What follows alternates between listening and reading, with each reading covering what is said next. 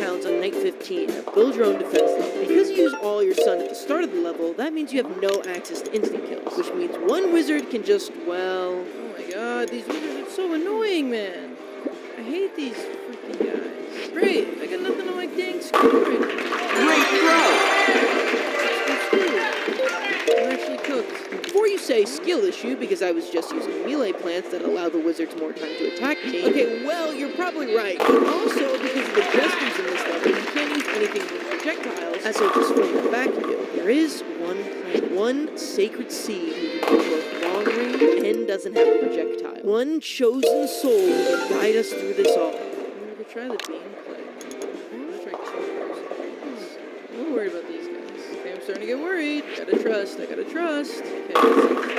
Nice one! Now, you might be thinking, isn't this just the same issue as before, as whenever a wizard will spawn, it means pitiful damage will give the wizards no time to polymorph them. And that would be the case if not for my secret weapon. 2 in a row! That the beam guides and provides and advances us to the next level. I managed to fail night 17 4 several times, but I am once again saved by my best friend in this life.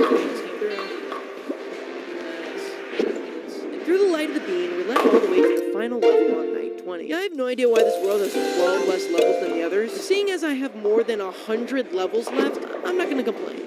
Nice one! I didn't know Magnetron could do that. What the heck, that was sick. We're making good progress here, nearly finishing it out until... What the hell is going on? Oh, crap. I didn't see that. Ah, crap. I retry the fight, and this time we move a lot quicker, and the wizards don't spawn until we're nearly done with the fight. Strike! To DJ time? The 90s? Sorry, my zoomer is showing it. It's actually the 80s we're headed off to. So it's time to,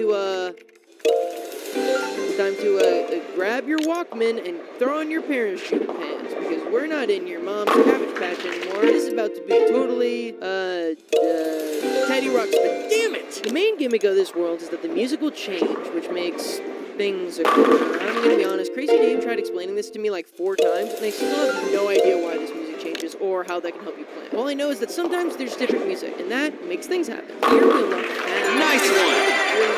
This thing is just boom, brother. And he's certainly no help against the menace of this world, the Mohawk zombies. Mohawk zombies are able to just kick whatever's in front of them out of the way. It's basically just a faster, more... 2 in a row!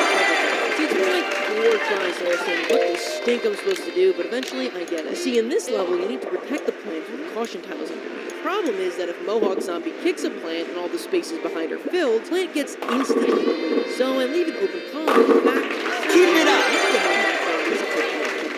This way, they're rooted to the back. And I can place plants in front to protect them. This realization makes this level much easier and carries me to victory. What the heck is that? Grass? Grass! Pops up and bashes zombies. That could be kind of good. It's like a mobile version of freaking Detroit. I could not have been more wrong here about it. The Celery Stalker is genuinely awful. In concept, he's cool because he attacks zombies rapidly from behind, and as such, shouldn't get chewed. In reality, one zombie passes him, he comes out of his hole to attack him, and then another zombie immediately kills him. That's probably why I wasn't super hot. With the exception of one really overpowered one, all the plants here are straight garbanzo beans. Wait, what? That didn't kill? Frick you! What the heck? Okay. What the heck? You suck, Blade of Grass. You actually suck. Great throw!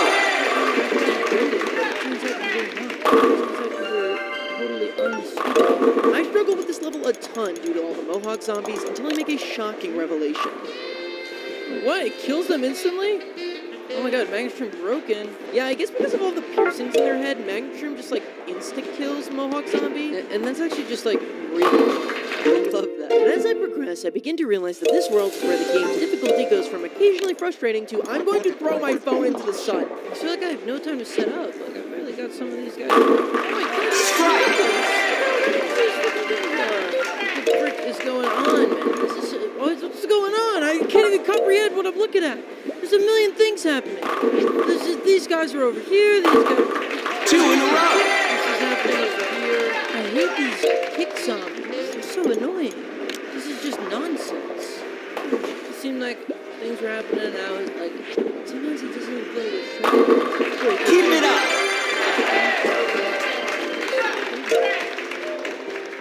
are about to get a little easier as we get our second and final insta-kill plan, sort of. When used, Time Warp sends every zombie on screen back to the beginning of the lane. And if that sounds absurdly broken, that's because it is. In fact, this plan used to be so broken they could only use it in this specific world. Why did I work on this guy? Are you joking? I was being so greedy. Oh my god. Are you freaking kidding me, man? Oh my god, why didn't it work on that guy? I've been through a couple more levels, including another linear defense, and with the sun requirements getting lower and lower on those, I opt for a red stinger plus magnetron strategy, and that works like a charm. The only levels that take a long time in this middle section are the ones where they choose the pass, because for some reason, the PopCap developers just really want you to use celery stalk. Like, somebody on the team must be married to a stick of celery, or have stock in freaking Buffalo Wild Wings, because this guy's in every single level. On day 15, we're tasked with protecting these 5 fat beats, and we're introduced to a new deadly enemy, the microphone zombie. Oh my god. Yeah, the range on the mic zombies is just absurd. Able to clear out a whole lane in just a couple seconds. But by switching back to good old reliable, we can clear through the level. The next day is equally as dangerous though. Did that just insta-kill a Gargantuar? What the frick? We unlock Garlic, and we're introduced to an absurdly broken premium plan. And while I can't afford to purchase him right now, once my friend, V-Bucks giveaway on my channel, sends me some V-Bucks, Blueberry's on the top of my list. Like and subscribe in the next 5 seconds if you want V-Bucks. This level introduces the Gamer Zombie, who uses arcade machines as a spawner to the war zombie. And I love the attention to detail that all zombies that come out of this are pixelated. No jokes here, it just looks cool. But while cool, these things can very easily and very quickly overrun the entire level, causing me to lose by a long shot. But the next time I load in, I make sure to do what the USA should have done in 2014 during Gamergate, and just blow up all gamers. Nice one! Beans of beans, how about another freaking beans, baby? 2 beans, chilling in the lane. 2 in a row!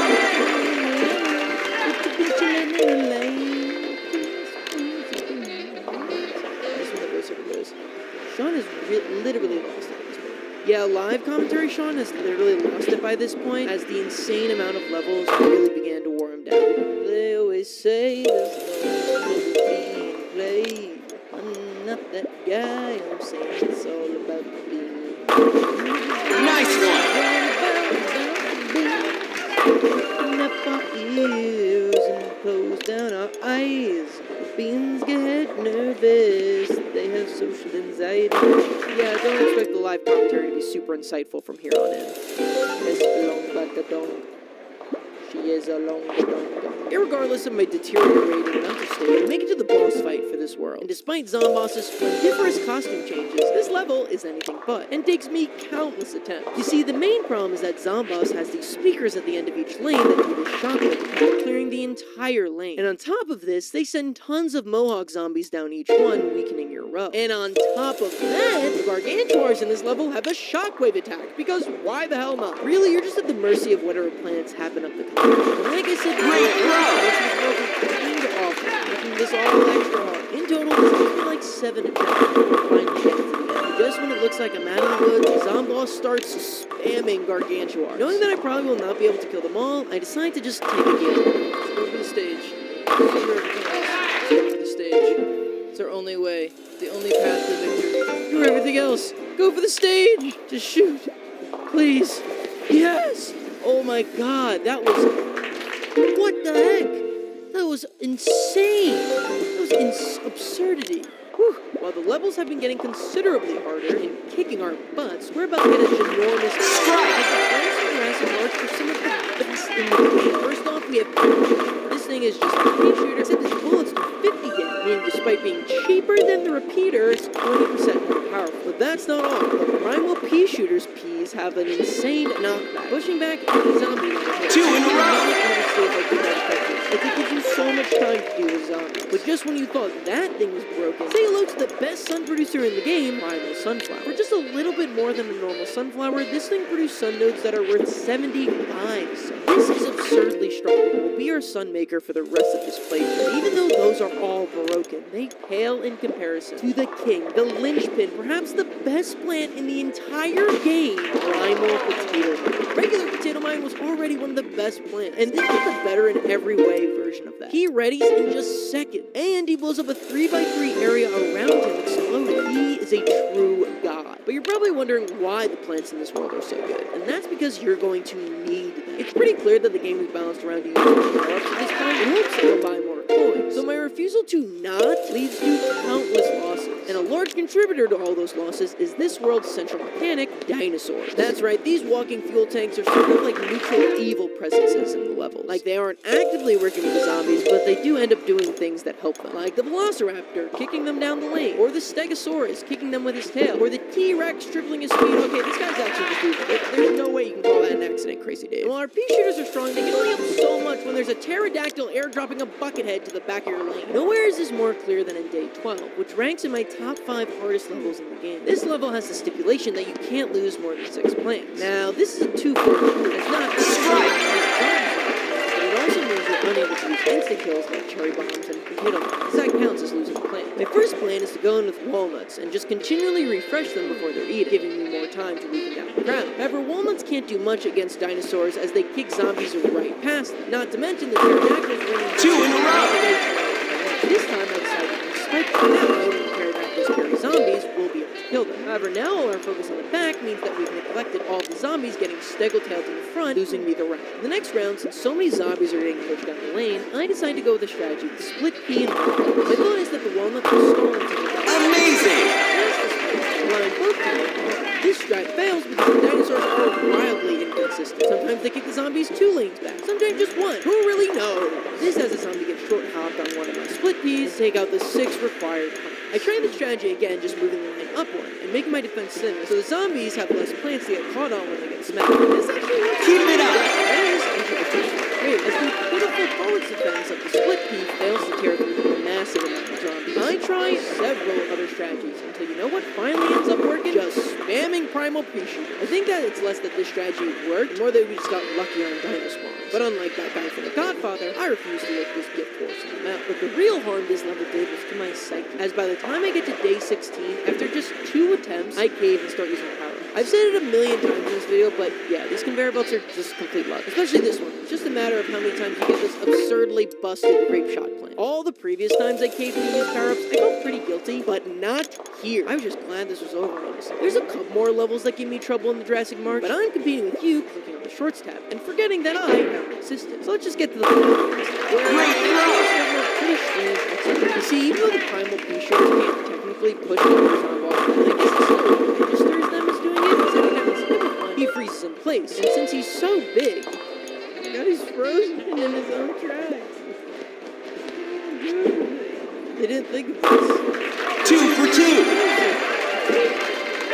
The entire time. Look attack him. He can't even attack me. I just got him stun locked. Wow, that was really easy. Incredible! To the peach.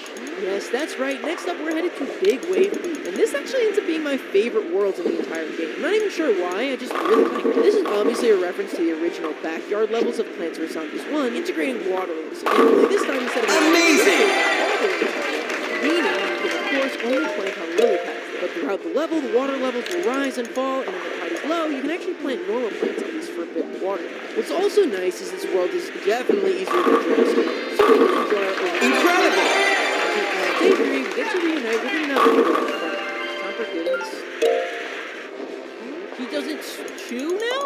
That seems broken. It's not. Long story short, he still has to chew after a couple bites, and he still sucks. On day 5, we have a conveyor belt level where they only give us pea shooters and walnuts for some reason. But with some well-timed plant food, I'm able to barrel through. And with all the callbacks to the first Plants vs. Zombies, it's only fitting that this world is a harken back to Walnut Bowling. Here we're trying to kill every zombie on screen by bouncing these bowling balls off of. It's pretty simple until around halfway through the level when they start swarming you with enemies. Here I'm forced to blow through all the insta-kill bulbs that I had been saved. This leaves me defenseless for the rest of the level, so I have to really try and line up my combos. Boom, boom, boom. Oh my god, that was freaking insane. Oh my god, the fish gargantuar. I had to use my lawnmower to take him down, but after that I can progress on to the next level. But all that fun has to be contrasted as on day 16 we encounter one of the top 3 hardest levels in this game. And of course, it's another conveyor belt level. And this one isn't even fair. I mean, just look at everything on screen right now, and then keep in mind, we've only been given 6 plants so far, and 3 of them are chomped. Also, midway through the level, they start throwing gargantuans. There's only 4 bowling bulbs to take them on, you lose the level. And after about 30 minutes of attempt, I just gave up and used power-ups. The rest of the level continues to be extremely pleasant. We even get introduced to the adorable Guacodile who both shoots and does lane clear when eaten. I also unlocked the banana launcher, who allows us to shoot an explosive anywhere we want on the screen. But you know I said the wizard zombie was my least favorite before? Well, I lied, as my real least favorite premieres here in the Octo Zombie. What Octo Zombie does is throw little squids onto plants, trapping them into a filter. Is that sounding familiar? Well, it should, because that's exactly the same as the wizard zombie's effect. The only difference is that this stupid cephalopod has even further range. This, combined with the fisherman zombie who can hit your plants closer into the water, is an absolutely deadly combo. Banana launchers are a great fix to this, though, as the second you see one spawn, boom, you take them out immediately. And with that, after a close fight with Dr. Zomboss, we're headed onto the last world of the game, Modern Day. Modern's Day gimmick is that it's the culmination of all the other worlds, bringing any kind of zombie from any of the previous worlds. These little time portals have been opened up, and they spew zombies from a specific era, which can be tough as they're basically mainline. It's a new record. To your defense. Since there's no one specific thing to watch out for, the best strategy for most of these levels is just do lots of damage. Because do lots of damage, zombie no live no. The plants that you receive also have a specific gimmick in this world, and that they're all part of the shadow. Great throw. And the more moonflowers you put around her, the more sun she starts to produce. Eventually we'll get other shadow plants as well, that'll get powered up by moonflower. But I'm getting ahead of myself. For now, we've got to try out this new shrinking plant. 2 for 2. I continue tearing through each level with my prehistoric build until I unlock my second shadow plant, Nightshade, who I decide to try in the very next level. This is very good. Amazing. What's good about it? It's cheap, I guess? I don't even know. This plant seems to... After a confused victory, we get to day 6 where, oh my god, the wizard is back. Luckily though, prehistoric pea shooter's knockback attack limits his range, so I'm able to handle him much more easily, making this level an absolute okay, and they've done everything on this stream. Incredible! Which seemed to keep the whole paths away, letting me move on. With that completed, I'm glad we won't ever have to, oh great, Octo Zombies here. On day 8, we've got a much better surprise waiting for us. Oh, is this gonna be Bejeweled? Oh wow, it's like Bejeweled, what is it called? Here, we've got to slide plants around to make 3 of a kind. You know, just Candy Crush with plants. As a kid, I absolutely despised this minigame, as I was a literal moron, so I just clicked random plants around until I won. And now that I'm 100 years old, I actually really love the change of pace. It was extremely fun. It even added this feature that if you make more than 9, you get to activate the plant food ability. I saved all my sun for the flame pea shooter, as it's probably the best plant there, and also has the added benefit of turning the pea shooters red, making it stand out more from the other 2 green plants. That way I can get matches more easily. I actually do start losing a lot of ground though, as they send Buckethead after Buckethead after me, before unlocking Cold Snap Dragons, which gives me way more time. In terms of strategy, I don't know, man. Just look for pairs and then match them. What's Cocomelon? I'm not gonna explain this to you. On day 10, we unlock Shadow Shroom, another shadow plant who is terrible. Before, oh, another Bejeweled? I'm down, this is fun. Strange that we have to play it again just a few levels later, but irregardless, I enjoyed it last time, so this will be fun. This time, though, we have to do 150 matches, which takes a lot longer. And now that we've brushed off the dust, I'm able to crush through it. Day 15 is an entirely Gargantuar-themed level, and things got pretty crazy pretty fast. But they give us strong plants like Wintermelon, so we're able to do really well, that is, until they send Gargantuar from the 80s level, and oh my god, I forgot how much I despise this guy. His stupid shockwaves can single-handedly get rid of your Wintermelon, and because he can clear Spud Mines too, I really have to save my insta-kills for him. This is insane! This one's actually pretty fun. Pea shooter! Where's my freaking cherry grapes? Whatever those things are called. Oh my god, we did it. See, that was a fun comparison. Great throw! On day 17, we unlock our first good shot plant in Lob. While Lobber doesn't have the most amazing damage, when powered up, she can fire across 3 lanes, and her attacks do splash damage. 2 for 2!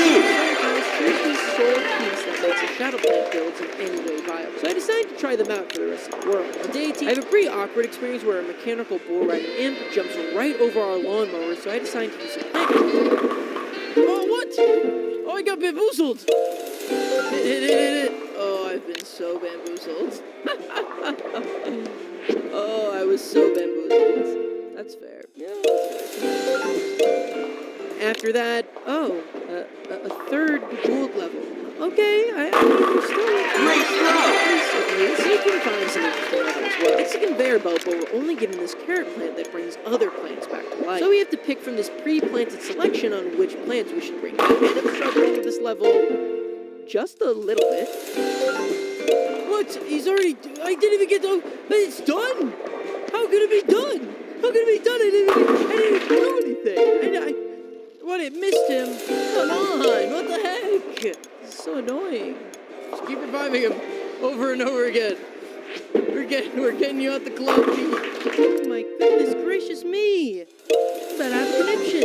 After around 30 minutes of attempt, I finally settle on a strategy of reviving the kernel points first. This will give us good, consistent damage onto most of the zombies. We can flex the plant as necessary to finish off the remaining strong ones. This goes much better. Combined with the less football zombie spawns wins us the level. And after that, it's... Okay, a fourth Gould level? Dude, that's enough. As much as I enjoy the Gould, these levels all have been exactly the same. Nice one! Plants, or I don't know, just added any variation at all. Glance through it and the rest of the world pretty easily before encountering modern day 30. The hardest level in the entire game. And it's not close. All the other levels I struggle with didn't even take half as long as this one. You see, day 30 has this rule that you can't leave the zombies step on these flowers. But do you notice anything about these flowers? Yeah, they're only 3 lanes in. Trying to prevent a single zombie from even stepping on this column is nearly impossible. First I tried using winter melon, as I figured putting them on the minecart would allow me to decimate every lane. Unfortunately, Strike! I try reviving an old friend in Teapot, and while I'm able to temporarily stall one football, this lets another zombie get over the line. So I figure I should try pushing the zombies back to give me more time to react. So this time I bring prehistoric P-shirt. The only problem with that is that there are newspaper zombies on this level, and once they lose their paper, it doesn't matter how many times you try and shoot them back, they will restore. To counter that, I start bringing walnuts. Bonk Troy on the minecart to kill any zombies who dare reach the nut. This goes a lot better, but if you let one of your walnuts expire for even a second,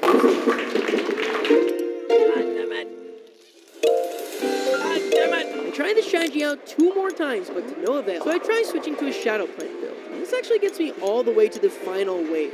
Oh, we're so close. We're so freaking close. No! Time warp! You go. Plant food. Cherry bomb. Killed. Oh, not killed. Think we need lobber? Plant food? We don't have enough. No! Are you joking? It was right there. Are you kidding me? I just need him to click one more sign. Oh my god. Are you joking? Nice one!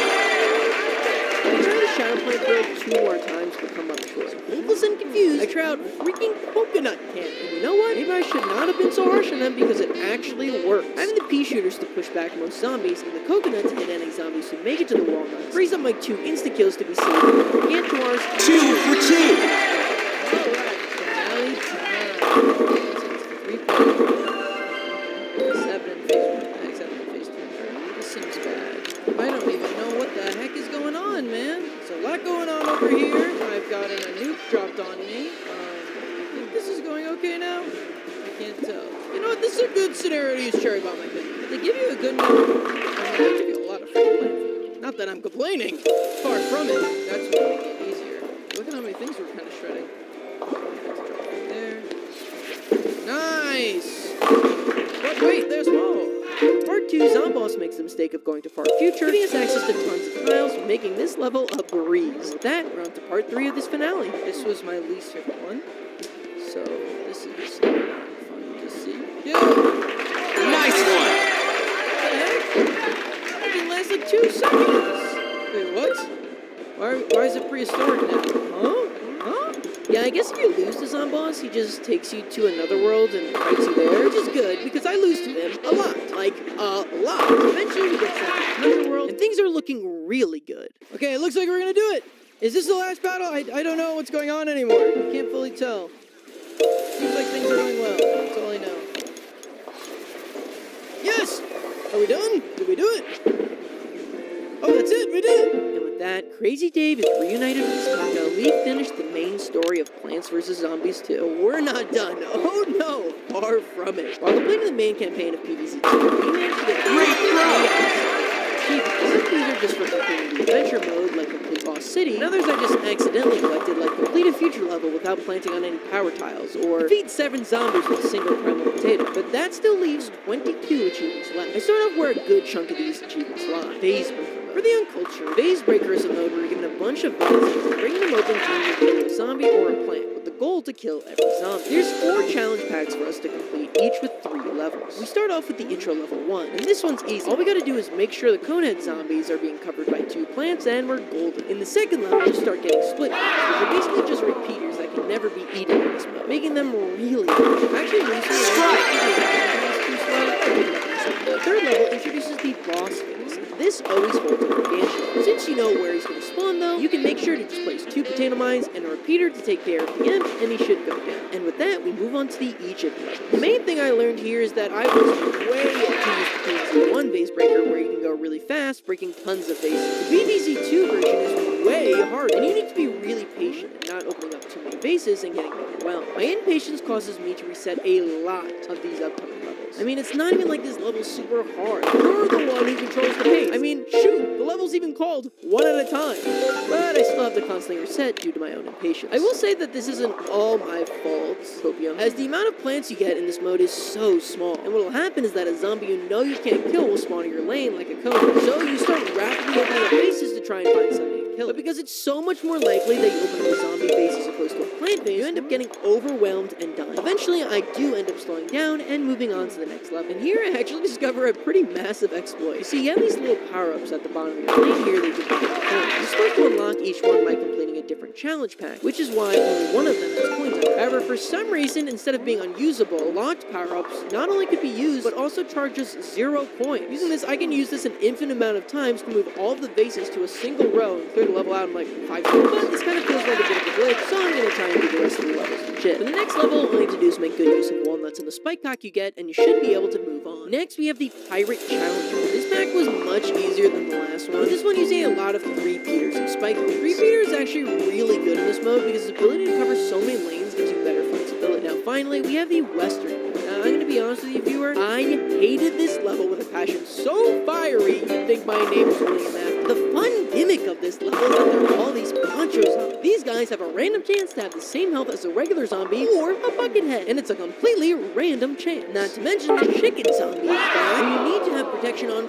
3 lanes to kill. The first 2 levels just take a couple of attempts, but the last one takes me 45 minutes, barely inching out a win at the end. That all done, we've just got Vase Breaker Endless remaining, but I'm going to come back to that later. For now, we've got some odds and ends achievements to collect. First off, we need to get High 5, which involves having 5 tall nuts and some plant food on top. For this, I just went to one of the first levels in the game and brought tile turn. Then I just planked down the 5 tiles and used 1 plant food. While I'm waiting for the sun to build up for that, I also get the Rabu to Riches achievement, where you just have to place down 5 golden tiles using the gold leaf plant. I re-enter the level and let this raw zombie steal 5 of my sun for an achievement. I also attempt to get the Beat It achievement, which says you need to complete a level using only Fat Beat to defeat zombies. But for some reason, despite doing just that, I don't get it. Putting that off for later, I get the Fungus achievement for having 20 puff shrooms at the same time, and the Shadow Family achievement for completing a level with 20 shadow-powered plants. I saw someone on Reddit say that the Beat It achievement has to be done in an 80s level, which I try and it does not work. Eventually, I discovered that despite the wording of the achievement, specifically Nice one! using only Fat Beat to defeat zombies, it's just that you can't use any other plants at all. No sunflowers, no walnuts, nothing. I decided to do this then on the Last Stand level in Pirate's Cove. Since it's a plant your defense level, we won't need sunflowers, and we just plant all of our Fat Beats and Fat. I also choose this level specifically because the only zombies here are imps, and Fat Beats' Pierce attack is great at doing it. Then we have to make 10 zombies smell another zombie's chili fart. So I place 2 garlics next to a walnut, allowing me to build up tons of zombies in 1 lane, and then at the end of the level, I just place the chili bean and boom, DIY Dutch oven. Now we've got a stretch of achievements that are all pretty much the same. Complete a level without a fisherman interacting with your plants, complete a level without a wizard polymorphing a single plant, complete a level without an all-star tackling your plants, and complete a level without a dinosaur interacting with your plants. All 4 of these, I just do the same thing and use the lightning power-up to just kill them whenever the zombie in question spawns. And for the dinosaur one, I just kill any zombies in their general area. With those done, we've just got 2 achievements left before the big one. First up is to have T-Rexes chomp 10 zombies in a single level. This one was surprisingly harder than I thought it was going to be. In order to trigger this, you need to use perfume shroom to brainwash the T-Rex and get them on your side. That part's pretty easy. The difficulty comes with getting 10 zombies. When the max T-Rexes you see in a level is so limited and they'll only eat 5 zombies each. At first I try using garlic to get more zombies.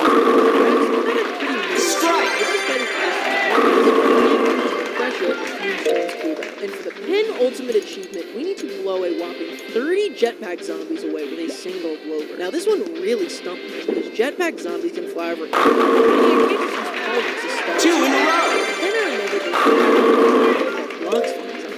the plant boosted infinite nut. Hey guys, so I just went to go get footage of the jetpack zombie flying over the tall nut to show on screen while it's exploding. And I'm realizing now that they absolutely do not fly over tall nuts, and that I was completely wrong on that.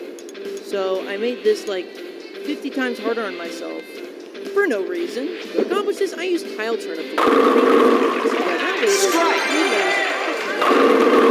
could use some time warp to make them start at the beginning again. Now I also need to make sure that only the jetpack zombies are chewing at the wall, otherwise it wouldn't even last a second. So I used spike rocks. 2 in a row.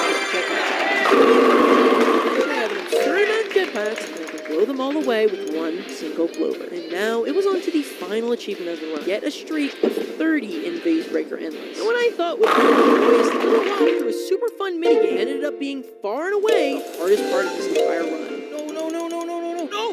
No, what? No, I said, please, no! Oh, come on. 1 hour level points for zombies 2 takes me around 5 minutes. So I thought this would maybe at most take me 2 hours. How truly foolish I was then, because this took me a whopping 7 hours. But I'm getting ahead of myself. What is Phase Breaker Endless? Well, it's exactly like it sounds. It's a series of increasingly difficult levels played on the intro stage. The first 10 levels start off pretty simple. There's just one Gargantuar, one Buckethead zombies, a couple Conehead. Starting on wave 6, they throw in some more Bucket and Coneheads. And then on wave 11, they throw in a second Gargantuar zombie. And on wave 21, they throw in a third Gargantuar zombie. And you're probably thinking, oh wow, that's a lot of really tough zombies. I wonder what kind of plants you get. And that's a great question. Thank you so much for asking. Let's read through the plants we get at wave 1 and then compare it to the ones we get at wave 29. Wave 1, get 5 split peas, 3 repeaters, 2 3-peaters, 2 bunk choy, 2 spud mines, and 1 walnut. And at wave 29, you're given 5 split peas, 3 repeaters, 2 3-peaters, 2 bunk choy, 2 spud mines, and 1 walnut. Did you notice anything about that? Did you notice that it's the same exact list? They seriously expect you to fight 3 Gargantuars, 2 Buckethead zombies, 4 Conehead zombies, and 11 regular zombies with 2 frickin' 3-peaters! That is just completely unreasonable! Not to mention, you don't have a single clue on what's inside these faces. This is undoubtedly the stupidest environment I've ever experienced across any game I've ever played on my channel. Worse than Vector's Challenge, worse than the stupid Power World Shadowbeat grind, worse than having to play Oxygen not included at all. The plants they give you are just not strong enough to deal with the threats. You'd think the Gargantuars would be a problem here, but at least you can plan for them since you see their jars. The real problem are the Bucketheads, because they can't be handled by a single repeater or a bunk choice. So you've got to put 2 plants in their row. Now this can become a huge issue if both your Gargantuars and both buckets are in different rows. You just spread your resources so it's really hard to use a spud mine on a Buckethead, because by the time they've left their base, your spud won't have enough time to arm itself. You get sun and plant food throughout your climb, and they carry over to the next level. And you better save as much of it as you can, because once there starts being 3 Gargantuars, you are lucky if you only use 1 plant food. Sometimes because of positioning, I'd have to use upwards of 3 or 4 in one level, which basically nukes your entire run. I think my saddest go at this was definitely when I got all the way up to round 28. Now keep in mind that because you have to be so patient in your runs, it took me 2.5 hours to get to this point. Due to 2 unlucky bucket spawns, I'm forced to use 2 plant food already in this level and a cherry bomb. Then it's onto my Gargantuar. In order to not leave myself defenseless in this next level, I try holding on to my plant food, but eventually I can't. Just when I start to consider using my 4th, oh my god, the last, okay, I gotta go. No, what, no, he's in, please, no, he died, no, dude, that took like an, oh my god, no, I used it, no, dude, oh my god, this is so embarrassing. After around 5 hours of attempts, I decided to start using this for my money. I use as many power-ups as I need. This helps me a ton, and even though I end up getting less lucky than my last high score, I still make it all the way to wave 28. Crap. No. Oh, god, dang it, no. Oh, god, dang it. This is so hard. Because not only all of my remaining money, meaning it would be even harder to get to wave 30. I was determined that no matter what, I would beat this game. But 2 in a row.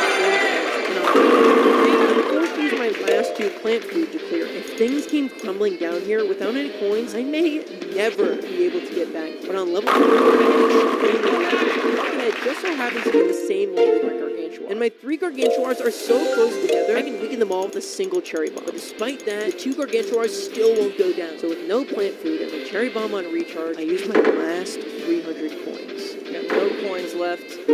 Please, no, I can't lose like this. Please, please, we're so close. Okay. Got no coins left. I need to get plant food back. I only have 4 more cherry bombs as of right now. By the time I had made it to level 28, I had just 1 cherry bomb and 1 plant food left. Yes. Oh, the 2 buckets are in the same lane. Oh, that's so freaking nice. Freaking fracks. Nice. So should we do them all at the same time?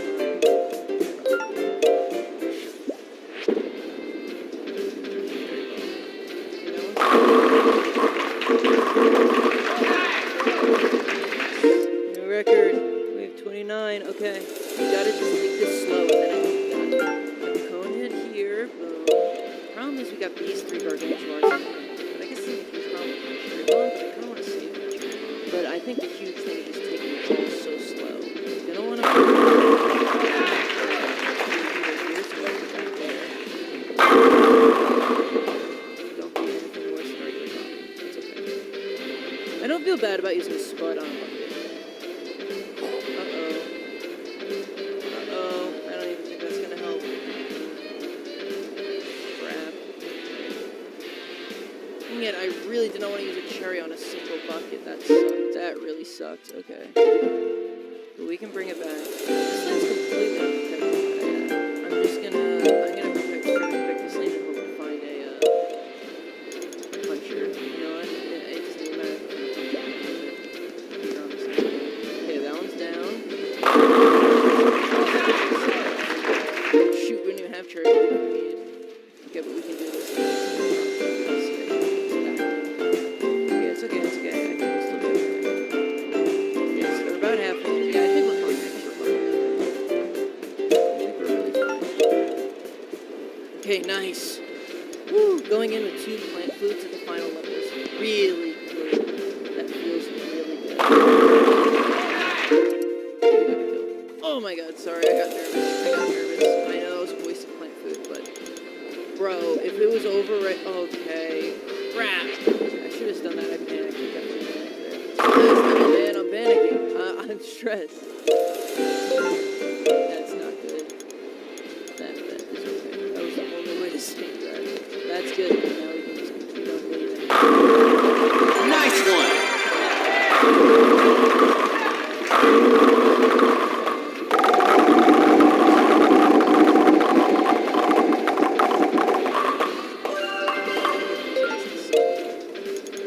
Cherry bomb if we need. Okay, they're at like basically the same health. So I'm gonna let him die. Oh, come on. Nice! Okay, save my son. That's perfect. Okay, screw it. I'm just gonna cherry bomb. I don't know, like, technically that was my wave of 30. Strike. So then I'm done. That was so close. Shoot. Yes! Oh, yeah. Okay, and that's 72 out of 75, of course. Okay, yeah, so a little explain to you here. While I said I have 100%, I'm currently missing 3 achievements. First one is the tutorial achievement. That's because when I completed the tutorial, it wasn't signed into my Google account. Once you do it, there's no way to go back. Second is complete modern day, and I don't know, you guys saw me do that. I don't know why this is bugged. I actually even went back and fought Dr. Zomboss again, but it still didn't trigger. Last achievement I don't technically have is find the Yeti zombie. This one's a little more complex. You see, the Yeti zombie's actually not in the main campaign at all. You can only see it in the seasonal campaign. Great throw. Past 2 years straight. So it seems like the Yeti will never be coming back to the game, making this actually impossible to complete. And before you say, well, I've actually seen it. 2 for 2.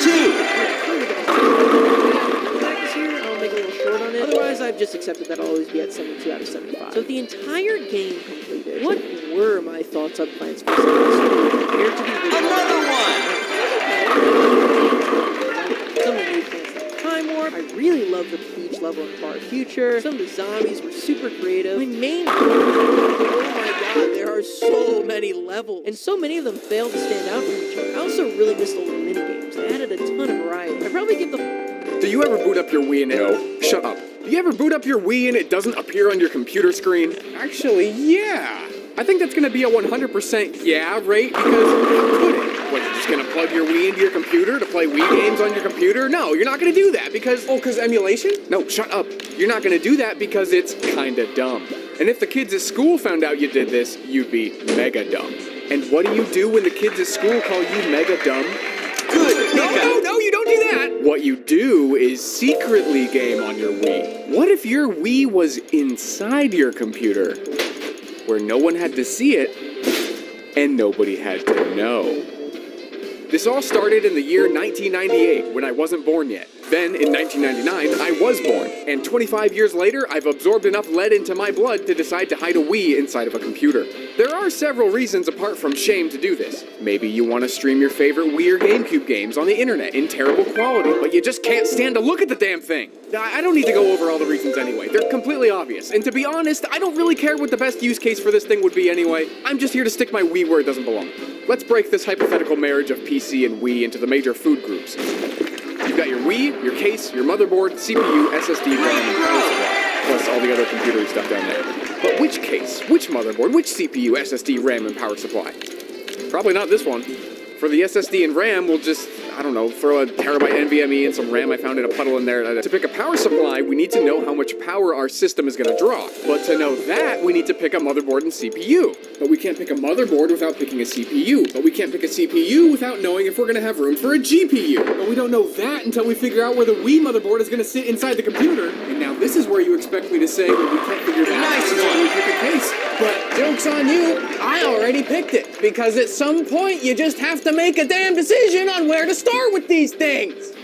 This is the Fractal Pop Mini Air. I purchased it in September of 2024, before this project was even a twinkle in my dirty Bringus eye, because of one feature. There's like a little drawer in here. I just thought it would be a good place to hide your Wii. So we have a case. It's not a very big case, but in my line of work, I do a fair bit of stuffing things into tight spaces, so I'm not too worried about that. Holy f***.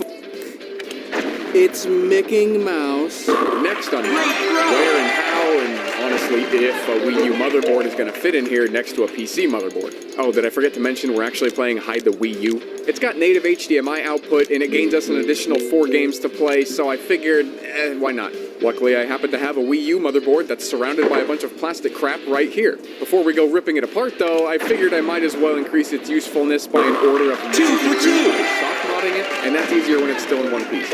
Oh, and we also need to have a funeral for the Mii's, as is tradition.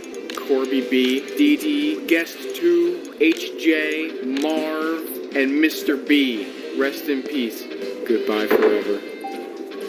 That soft modding process ended up taking a really long time, mostly because of things like, it's been mere seconds and we already have crusted over snot.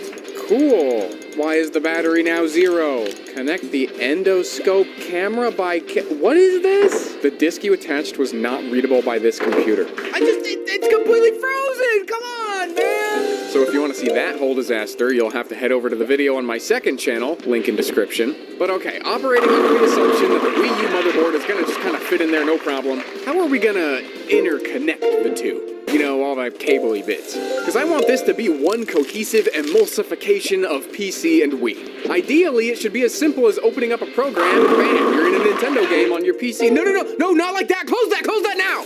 Don't you know they're always watching? In short, we need a way to pipe the video from the Wii U over to a window on the PC. And until Matt KC is finished with his gamepad emulator thing, the best we've got is hooking up the HDMI output from the Wii U up to a capture card that's inside of the PC. For storing all of our games, we can mount a hard drive inside of the PC case and then hook it up with a SATA to USB adapter. That should work, since the Wii U can natively read external hard drives, and adapting a SATA drive to USB is pretty much all that most consumer external hard drives are doing anyway. I'm also hoping that we can find a way to relocate the optical drive over to the front, despite the fact that, optical media, bad! It's going to be tricky though, since that's quite the distance to cover, and obscure ribbon cables can be pretty difficult to find, let alone find in longer lengths than the original. The final key thing that I want to integrate inside of the PC is going to be one of those USB game adapters. Since, if we're being honest, a Wii U is mostly just a roided out Wii with an HDMI port, which itself is just a roided out GameCube with an HDMI port. And if this all works out the way I'm hoping, it's all going to hide away really nicely with the way they did these 5-recorder bays. 2 for 2. A project like this is going to be a shitload of 3D printed parts. Luckily for me, I've called in reinforcements from the sponsor of today's video, Bambu Lab. I personally purchased a Bambu Lab X1 Carbon back in 2023 because as far as I had heard from basically everybody, it was the best thing that you could get without trading in a car for the down payment. The value was just incredible for what it could do. And gosh darn it, Bambu went and became the value king again. This is the Bambu Lab A1, and that big mother hubbard next to it is the AMS Lite multi-material system. It's fully wireless, it's got a textured magnetic bed, it's got an LCD touchscreen, it's got a fully automatic poop flinger! And most dope of all, it can print in multicolor. I have 3D printed a disc cracker. It goes by the name Big Disc Energy. Oh yeah! Who would have thought optical media could be so much fun? Check out both the A1 and the A1 Mini and figure out which one is best for you by using my link in the description. So much technology! Okay, so the first thing I want to test... The first thing I want to test is if the SATA SSDs that I bought are going to play nice with this thing. They're crucial, so we're going to be hooking them up with these here StarTech USB 3 to SATA adapters. There are many like them, but the StarTech ones in particular are the most reliable in my experience. Now let's hope we can experience some more reliability here. I've been told that the front of the Wii U is where you want to start the driving, so we'll just stick that right there. Format USB storage device, okay. Format. USB storage device has been connected. Do you want the format? Yes, I do. Jeez, just get it on with. Come on. All right, there we go. All right, now let's see if we can install a game to it.